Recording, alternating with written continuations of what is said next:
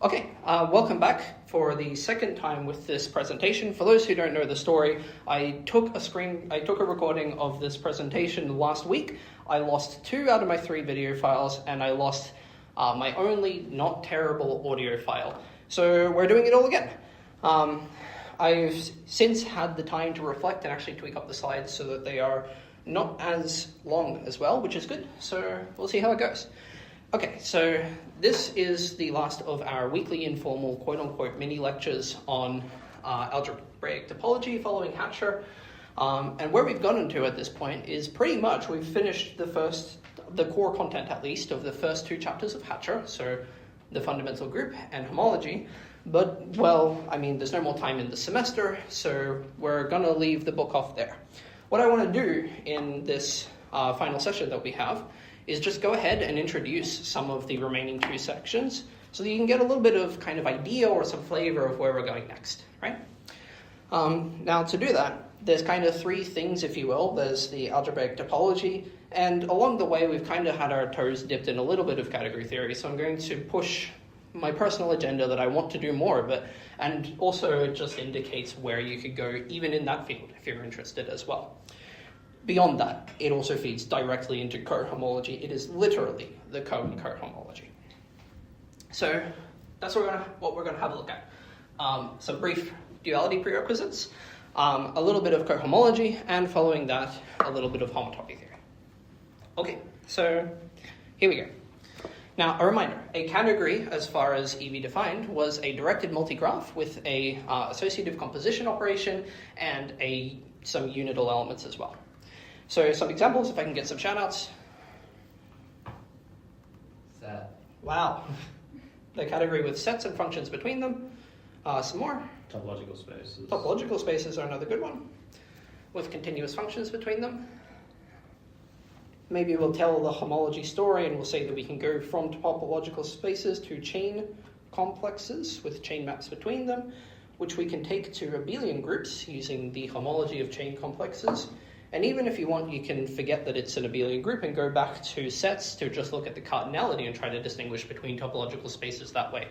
All of these are examples of categories, and the arrows that I've drawn between them represent some here unnamed functors.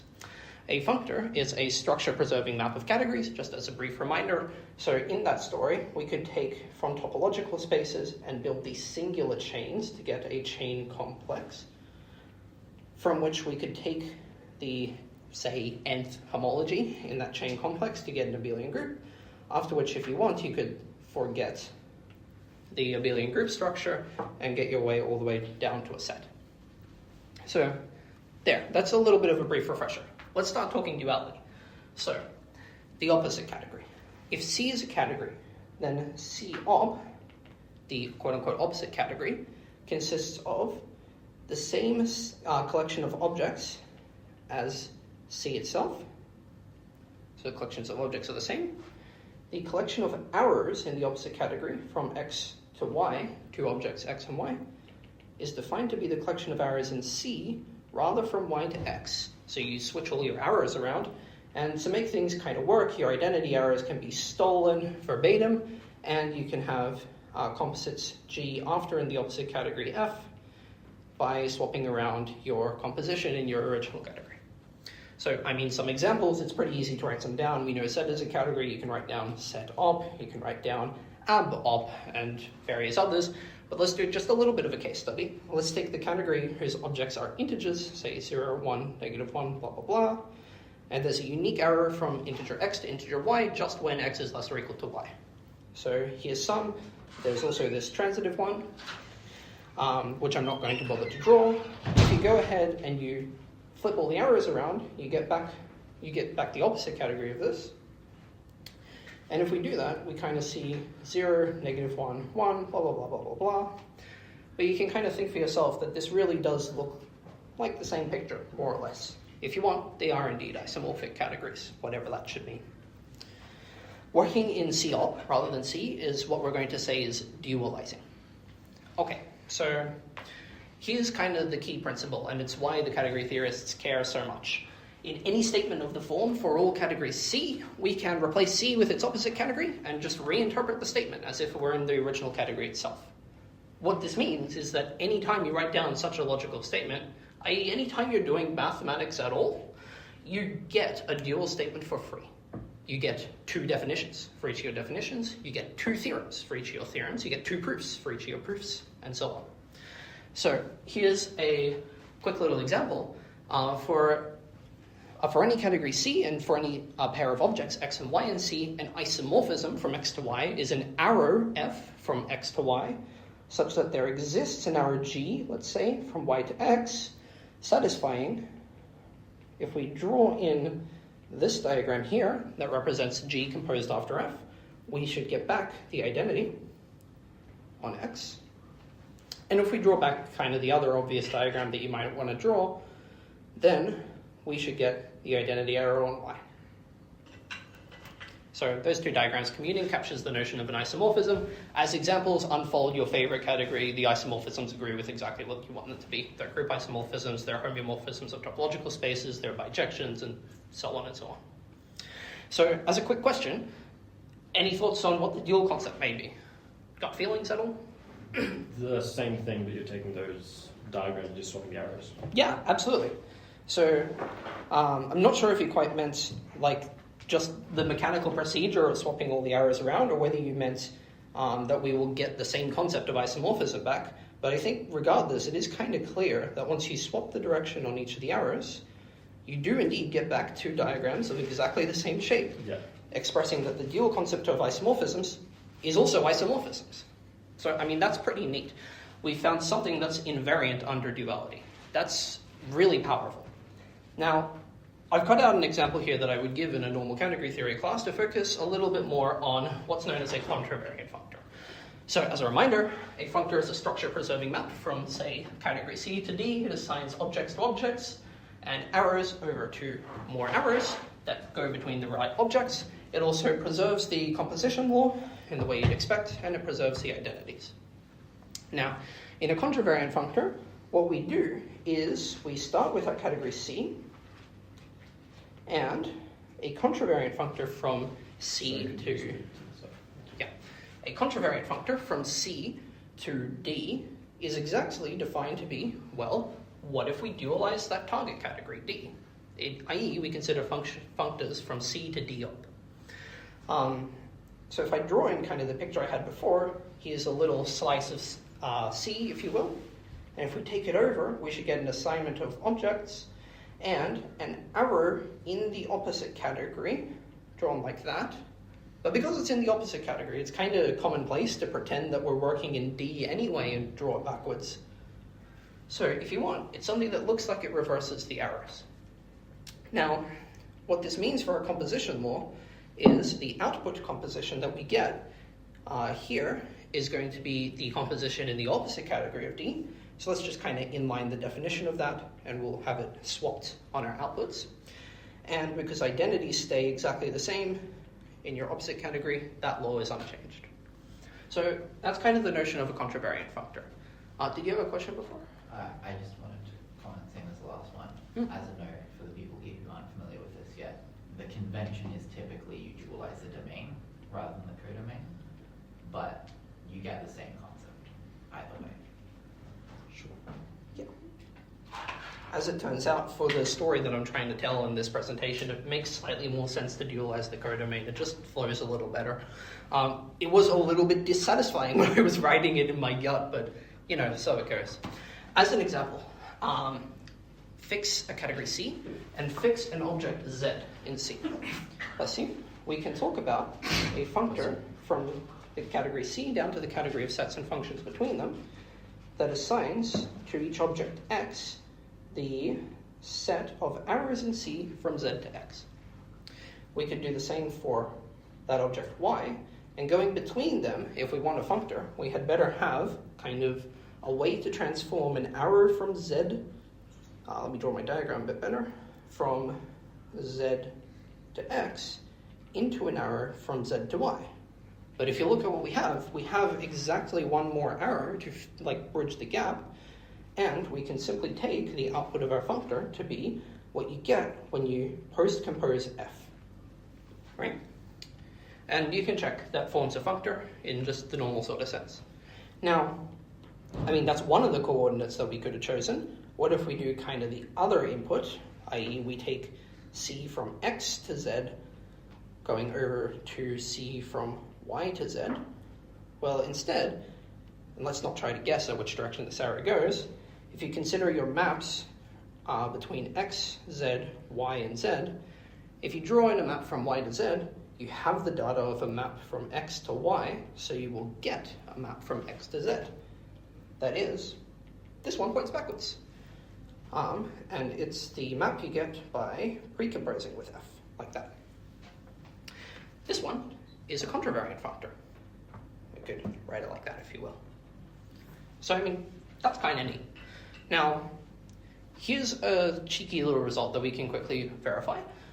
It's that functors preserve isomorphisms. If we have a functor f from a category C over to a category D, and we have an isomorphism from x to y in our domain category C, then by functing everything, we get an isomorphism in the category, in the target category. So as a quick proof,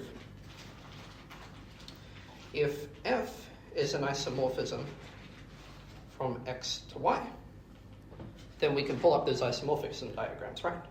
We can go like this. You can use its inverse to go down like this, and we get the identity. And we should also have the other diagram involving the inverse first, and then f. So, I mean, that's pretty neat. But what we can do from here is we can go ahead and we can apply f to everything in this diagram. And I'm really lazy, so I'm just going to kind of scribble it everywhere as I'm talking. Now, if you have a look at this diagram that we've drawn up on the left, by just applying f everywhere, it distributes over everything. It preserves the identities, because that's what a functor does. And this is half of the isomorphism diagrams. It's, well, no surprise if we do it on the other side as well. On my messy little diagram, we've got the other half of the isomorphism diagrams. So reading it literally, it asserts the conclusion that f of f is an isomorphism from f of x to f of y. So, I mean, that's pretty nice and a cute little result. But the really cool thing about duality is it instantly lets us assert a dual result. What if, so if this statement here is parameterized by all categories, C and D, if we dualize D, then we have a contravariant functor as our object of interest. And, well, we are not dualizing C, so this isomorphism stays exactly as it is. But we are dualizing D, and we know that the dual of an isomorphism is, again, an isomorphism. So the conclusion is, again, that contravariant functors also preserve isomorphisms. And I mean, that's pretty neat. I'll give you kind of a proof that a proof exists. For this much, if you'll kind of look back at our proof, everything here is a kind of messily encoded statement about categories that's parameterized by all categories. If we dualize this one, we get a dual statement. If we dualize this statement, we get a dual, and this one and this one. And in dualizing them, each of the arrows connecting them is also still a valid deduction. So by applying kind of a sort of dualization algorithm to each of these statements, we get exactly a deduction for the dual statement itself. So, proof that there exists a proof, we're going to say it's quote-unquote by duality.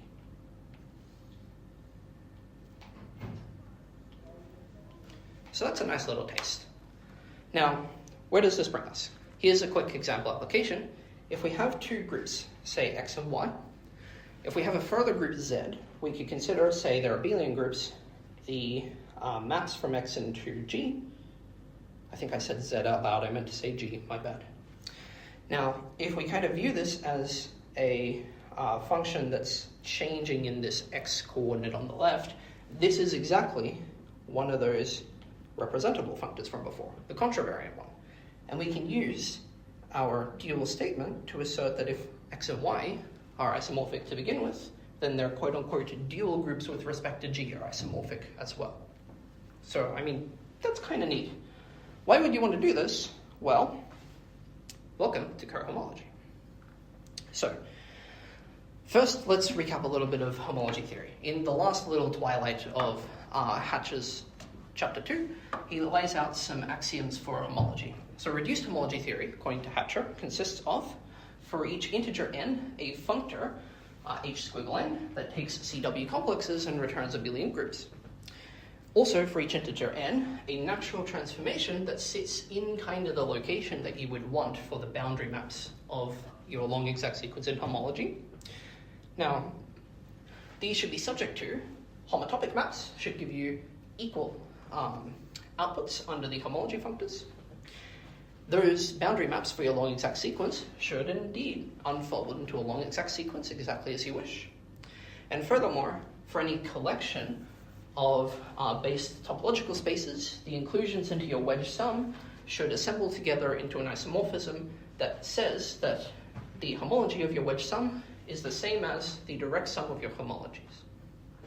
Those are the axioms that he lays out. Now, I don't want to kind of dwell on these too much because, not even he does, but so suffice it to say, taking the homology yields functors from chain complexes to abelian groups. Natural question, now that we've kind of dug up what every category theorist has in their mind literally all the time, is what if we dualize? Say we replace AB with the opposite category of abelian groups. Well, what you get are quote-unquote cohomology functors that take chain complexes to opposite abelian groups, and your axiom list from before should be satisfied, but we change around all the arrows in the output category of abelian groups. So, that's kind of neat. Now, here's kind of a brief little sketch. Fix an abelian group G. We can consider a quote-unquote co-chain group functor that's going to build in this duality, and I'm not going to give you any further details than this.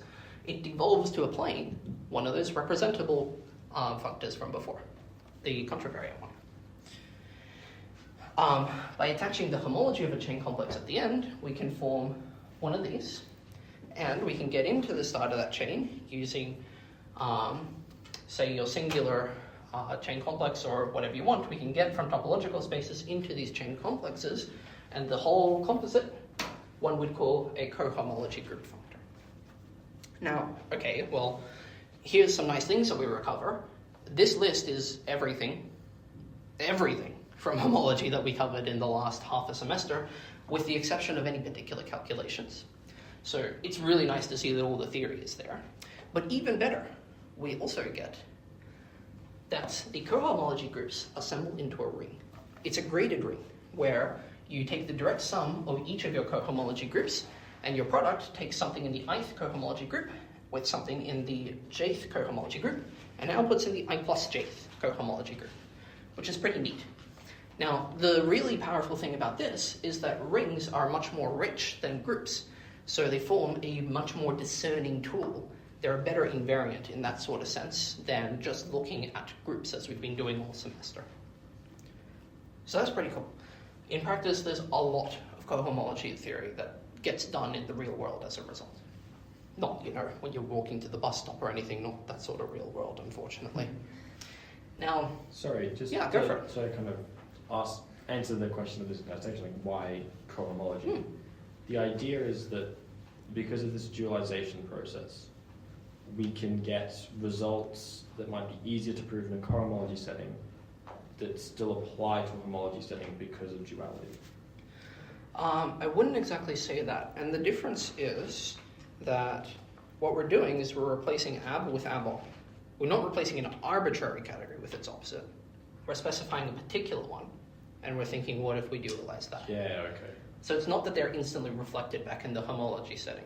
Yep. Rather, kind of the really neat coincidence that Hatcher points out is that we do indeed get a map of this type that is a homomorphism that you don't really get back, at least not an interesting one, in the case of homology. It's a nice coincidence that it kind of goes the right direction for this now. Yeah, okay. Yeah. Cool, that's interesting. Thank you very much. Yes. And the other, the take I would give on it is kind of like that. Cohomology, you can do a lot of the same things as you can with homology, but you get no matter how you choose to do it, you get a much richer theory. And if you want more examples of that, come to my talk. Yes. Apologies, I forgot to do my advertisement. So this was an intentionally kind of light cover of cohomology theory. without any specific details whatsoever. If you're interested, please do turn up to the final talks. You should be turning up to the final talks anyway. You are literally contractually obliged to. In particular, Evie's going to be giving us a more rich and from a different perspective introduction to cohomology theory and a particular development of a particular cohomology theory as well. Okay, now speaking of final presentations, as it turns out, I'm almost the only one doing homotopy theory. So for the examiners who may or may not be watching this recording, I have explicitly selected topics in here that do not overlap very much with my final talk whatsoever. The only overlap that there is kind of the idea of a homotopy group. With kind of that formalities out of the way, let's talk a little bit of homotopy theory. So if you're anything like me, the why of this question is actually answered at the outright. For me, at least, the goal has always been homotopy theory. I saw homology as homotopy theory is too hard, I'm scared, let's go do that other thing, sort of thing. And I know it's not that in the real world, there's a whole richness in that theory as well, but in my heart, it's always been homotopy theory. There's something about maps between maps between maps between maps that just does it in my brain. Now, okay, with that said, I can tell you a little bit more richness about what homotopy theory is. So, here's kind of the basic idea. Fix a base topological space. Just as a note, the base point is always called star, and I'm not going to write it in when I could avoid it. The fundamental group analyzes maps that send the interval into our space and send the boundary onto the base point. And it considers those maps quote-unquote up to homotopy. The generalization is really straightforward. The nth homotopy groups analyze maps from the n cube, which send its boundary down to just the base point, and it analyzes those up to homotopy.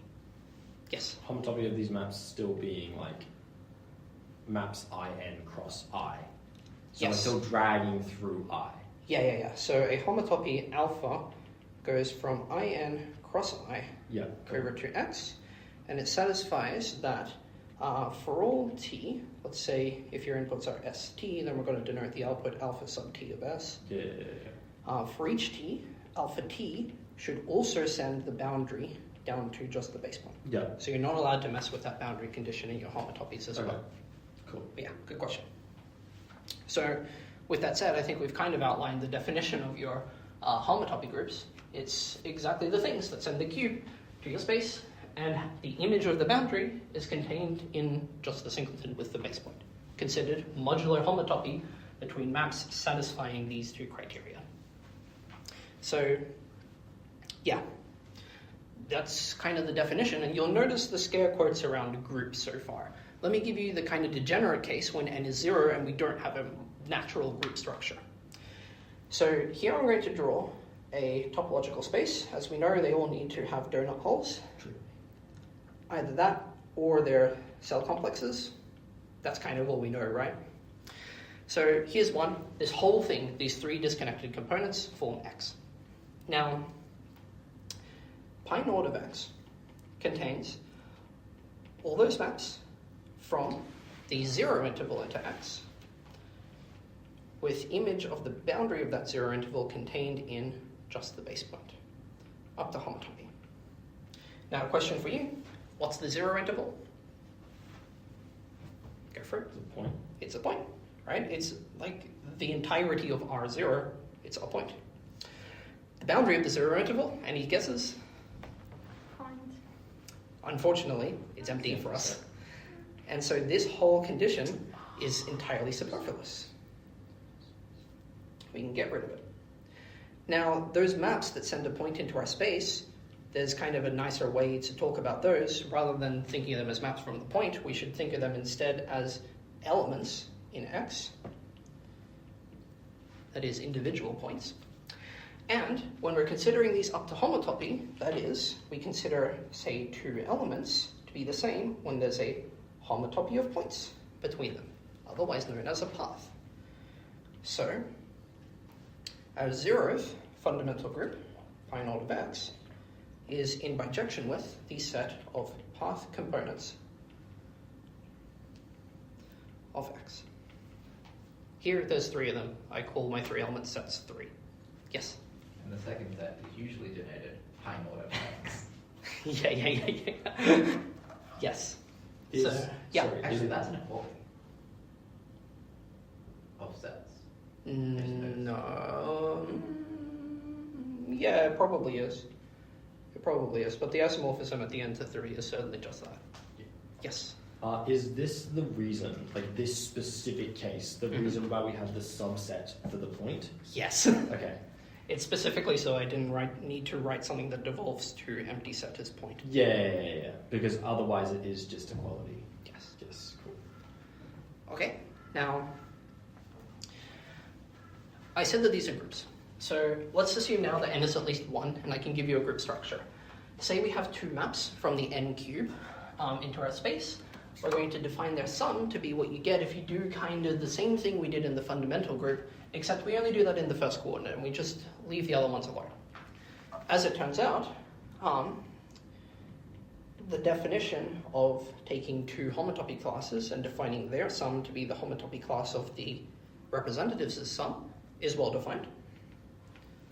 The proof is pretty much the same because the formula is pretty much the same as in the fundamental group case. It also forms a group, pretty much the same proofs, and I'm not going to elaborate beyond that on there. Now, kind of the neat thing about this is, I'm getting ahead of myself. So we have group structure. The question is why we didn't see this earlier at the moment. Why is it literally the last thing in Hatchett's book? They're really hard to calculate is the answer, like really, really hard. For example, let me give you pi n of S2 as n goes from 1 to 12. When n is 1, it is trivial. And then when n is 2, it is the integers, and then the integers, and then z mod 2, 2, 12, 2, 2, 3, 15, 2, and this one's a product. And if you look at the full table of pi i's of SNs for varying i's and n's, there's a factor in there of z mod 504, and then there's other completely cursed ones as well. This whole mess, by the way, is why we kind of cheated out and went with homology theory for half of the semester. But yeah, they're really hard to calculate. Now, that said, there is a little bit of structure and stability and regularity that's hiding in these things. Any observations on these groups?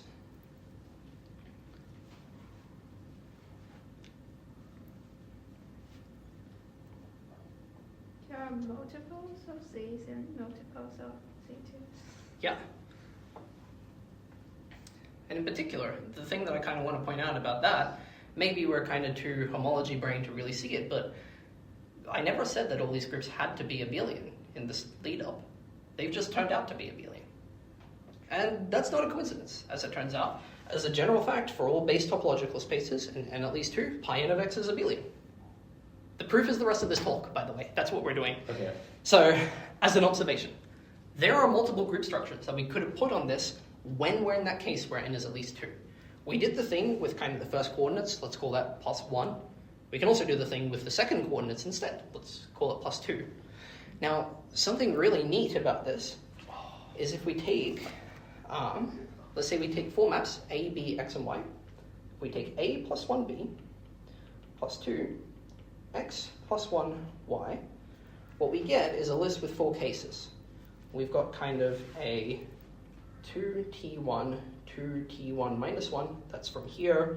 And from here, we should also get another sort of 2T1, 2T1 minus 1, looking 1. The +2 puts a 2T2 and a 2T2 up here, whereas a 2T2 minus 1 and a 2T2 minus 1 down here. Now, if I replaced this instead with A plus 2x, and I plus 1 that with, what I get is really hard to do this when I'm standing. Oh my god. I am learning as I go, apparently. This instead, you can convince yourself. It's the same list of cases. Your A plus 2x is split up among here and here, where the 2T1 comes from the left side of this, and the remainder is the other side. So what we've got is these 2 expressions are the same. We have this quote-unquote interchange law. Now, famous result for kind of introductory category theory, once they study 2 categories, is something known as the Ekman-Hilton argument. Now, here's the statement that this argument proves. So, we're going to let A equipped with fat bullet and fat 1, and A equipped with thin bullet and thin 1 be monoids, and they're going to be defined, crucially, on the same underlying set. And just kind of a reminder for anyone who doesn't remember, a monoid is exactly something with a associative and unital structure That is, it satisfies the axiom list for groups, except perhaps that axioms are for inverses. So take two such monoids on the same set, and suppose that they satisfy this interchange law. A fat B thin x fat y should be A thin x fat B thin y. Thanks for reminding me about the definition of monoids. Suppose this. The conclusion is really neat. The conclusion is that our two structures with the fat operations and the thin operations, as they turn out, they're the same structure. And furthermore, A, with either of these, let's write the fat ones because they're more fun to draw, is abelian. That is, the operation is commutative. So with this result, what we have is two group operations on our nth homotopy group that satisfy the same interchange law as is required, and the conclusion asserts in particular that the homotopy group is abelian. So that's our corollary down the bottom. Yes? Yeah, technically because these are monoids, I think it should be commutative monoids, but that... Yeah, I think yes, you're probably right. The nomenclature is probably commutative monoid rather than abelian monoid. But I have actually heard places that do say abelian monoid, like my slides, for example, and other places in particular. I mean, that's a nitpick I didn't even realize that last time. Yeah. So. But anyway, let's round off this talk with a proof. So, there's three parts to this proof. Part one is notation. So let me give you some really, really fun notation. We're going to define x vertical y to be shorthand for x fat dot y. We're going to define x horizontal y to be shorthand for x thin compose y. Then our interchange law, this one up here, is the statement that a vertical b horizontal x vertical y is the same as a vertical x, oh no, I've already messed them up, a horizontal x vertical b horizontal y. That's what the interchange law says. You can kind of view this overcrossing as an undercrossing, if you will. So that's our notation. Are we happy with this? Yeah? Awesome. So let's first show that 1 and 1 are the same. So 1, I'm going to stop drawing these in colors. 1 is, well, we can use our horizontal unit, thin one. And we can also use our vertical unit, thick one. And our horizontal unit, one more time, down here on the other side instead. But at that point, we can use our interchange law, which lets us kind of swap the ordering to this instead. 1, 1, 1, 1. And because 1 is the vertical unit, we get back 1 horizontal 1, which is just 1. So our pink fat one and our blue thin one are the same. Okay, that's pretty neat. But let me show you the really gorgeous part of this proof. Now that we know that the two unit elements are the same, we're going to show that the two operations are the same, and we're also going to show that they're both commutative. Here's how we're going to do it. Let's take, let's take x vertical y. Now, I'm going to insert into x vertical y a 1 and a 1. Okay? Now, after doing this, we can use the interchange law to swap them, x, 1, 1, y, and we can get rid of those again. So we've got now x horizontal y. So our two operations are the same. Neat. But, I mean, we can push this a little bit further. Rather than having a 1 in the top right, let's have it in the top left instead. Let's do the other diagonal. If we do that, we'll have 1 horizontal x, vertical y, horizontal 1. Welcome. Which we can swap to get 1 vertical y, horizontal x, vertical 1. And get rid of the things. Get rid of the things. Oh my god, I think I've done them the way around that I didn't want to. Yes, I have. Yes, I have. Yes, I have. Yes, I have. Sorry, let's do 1 vertical x, then y vertical 1. Swap them, 1 horizontal y, vertical x, horizontal 1. And after kind of cancelling on the top and bottom, we've got y vertical x. So x vertical y is the same as y vertical x. Nice! We've got that it's commutative. And we could stop the proof here, but I mean, like, I drew a semicircle for a reason. Let's finish the semicircle. What we can do is y vertical 1, y horizontal 1, vertical 1, horizontal x. Swap them, y vertical 1, horizontal 1, vertical x. And get rid of the ones. We've now got these two in the opposite orientations. And I mean, for fun, let's complete the diagram, right? We can get 1 vertical y, horizontal x, vertical 1. Swap them around to get 1 horizontal x, vertical y, horizontal 1, and get rid of the last terms to complete our loop. So this is really cute, and it's a really nice argument. You can see that exactly what we wanted is kind of just in the top semicircle. That's all we really need. But why did I draw all these? Well, let's count them up. Let's count them up in colors. 1, 2, 3, 4, 5, 6, 7, 8, 9, 10, 11, 12 cells on this diagram. And if I draw in the middle, 2 little clock hands, this argument is known as the Ekman-Hilton clock. And if you know a clock manufacturer, please get in touch. I want one of these. So there we go. That's the proof. It's one of my favorite ones of all time, and I thought it was a really cute way to end off. So there you go. That's kind of the love letter send-off from this course. Now, introduction. Let's wrap up. So what have we learned? We've done a little bit of categorical duality. We've seen how it gives you theorems and definitions just for free as soon as you formulate basically anything. After that, we had a look at how it directly feeds into the idea of cohomology theory, arising from quote-unquote dualizing homology, and you get maps that magically point in the right direction in this case for a graded ring, which is a more discerning invariant of a space. Now, following that, we had a look at the basic idea of higher homotopy theory, in particular defining the higher homotopy groups and showing that they're abelian. And I mean, I think that's pretty neat that we've learned all this in 37 minutes, which is nice. So yeah, that's pretty much all I had to say. Thank you very much for coming along. Best of luck on your final talks from the course. There's no more of these. It's just the final ones now. Thank you.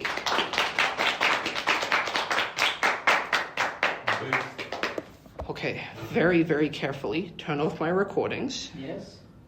That one's off. Do I still have it? Yay! It arrived!